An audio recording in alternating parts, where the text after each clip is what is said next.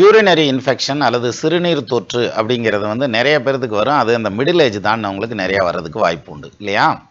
இது வந்து ஏஜ் குரூப்பில் அல்லது மெடிக்கல் சயின்ஸு கொண்டு வருது.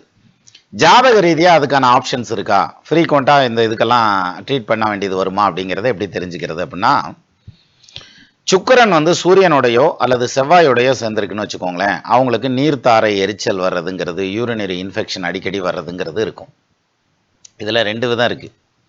ஒன்று வந்து நெருப்பு ராசின்னு சொல்லக்கூடியது, அதாவது மேஷம், சிம்மம், தனுசு இந்த 3 ராசியில் வந்து இந்த காம்பினேஷன் இருந்துச்சுன்னா அவங்களுக்கு வந்து அந்த நீர்த்தாரை எரிச்சல் அப்படிங்கிறது ஜாஸ்தியாக இருக்கும்.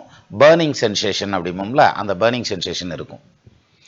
இதே இது ஜலராசியில் இருக்குன்னு வச்சுக்கோங்க, கடகத்தில், விருச்சகத்தில், மீனத்தில் இந்த 3 ராசியில் இந்த காம்பினேஷன் இருந்துச்சுன்னா அவங்களுக்கு அடிக்கடி இன்ஃபெக்ஷன் ஆகி இச்சிங்ஸ் வரும்.